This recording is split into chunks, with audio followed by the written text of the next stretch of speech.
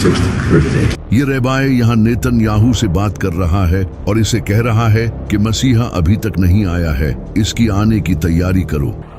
משהו יעוד, וגם משהו שעדיין משאיר ליבו, אז הייתה משהו ממה ידיעתו.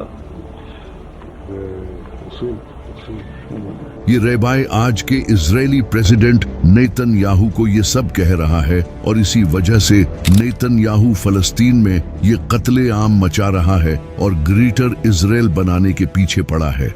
The whole Middle East changes. आप ये जानकर हैरान हो जाओगे कि ये नेतन्याहू वही इंसान है जो कि दज्जाल के आने का रास्ता बनाएगा, और ये बात यहूदियों के कई बड़े स्कॉलर्स मानते हैं, जैसा कि ये डोर बार लीब जो कि एक जूविश बिब्लिकल रिसर्चर है। इसका ये मानना है कि नेतन्याहू का ताल्लुक ज़करिया में लिखे हाउस ऑफ नाटन से है। ये दज्जाल से पहले आने वाला लीडर होगा। यहूदी इसे बाइबल में लिखे नेतन और शीमी से एसोसिएट करते हैं। इसी तरह यहूदियों के इसी रेबाए ने रिपोर्टेडली नेतन्याहू को खुद ये बताया है कि वो इसराइल का वही लीडर है जो इनके मसीहा यानी कि दज्जाल को इसका असा देगा। इसी तरह यहूदियों का एक और रेबाए लेवे सुद्री, वो भी नेतन्याहू को किंग सॉल के बेटे जोनाथन से कंपेयर करता है, जो कि इनके मसीहा के रास्ते आसान करेगा। इनके और कई रेबाए का ये कहना है कि ये दज्जाल के आने से पहले इसराइल का आखिरी प्राइम मिनिस्टर होगा। और ये सब तो क्लियरली इस वीडियो में देख सकते हो कि किस तरह इनका रेबाए इसे क्लियरली कह रहा है कि मसीहा के आने की तैयारी करो। और आज आप खुद देख सकते हो कि किस तरह नेतन्याहू दज्जाल के आने की तैयारियां कर रहा है। ये यहूदी दज्जाली सिस्टम ला रहे हैं जो कि न्यू वर्ल्ड ऑर्डर है। A new world order. A new world order. यानी कि पूरी दुनिया में एक ही हुकूमत, Where diverse nations are drawn together in common cause. एक ही currency. We will have the kind of global governance that is necessary to ensure the stability and transparency of markets. और एक ही मजहब होगा जो कि आज होता नजर आ रहा है, जैसा कि इस वक्त अमेरिका पूरी दुनिया को कंट्रोल करने की कोशिश कर रहा है। We are America, second to none, and we own the finish line.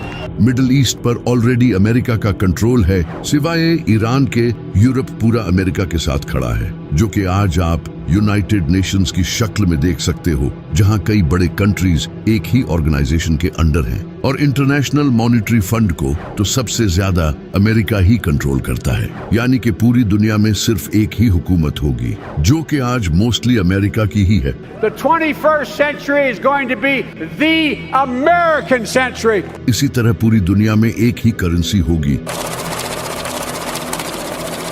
जो कि आज के टाइम में डॉलर है। और हर कंट्री की आज ये मजबूरी है कि इसे डॉलर में ही ट्रेड करना होगा। बड़े से बड़े कंट्रीज जैसा कि रशिया और चाइना भी डॉलर के मोहताज हैं, और इस डॉलर को भी अमेरिका ही कंट्रोल करता है। अगर अमेरिका किसी कंट्री पर सैंक्शंस लगा दे तो एक झटके में उस कंट्री की कमर टूट जाएगी। We're making a fortune with tariffs, $2 billion a day. Do you believe it? I was told $2 billion a day.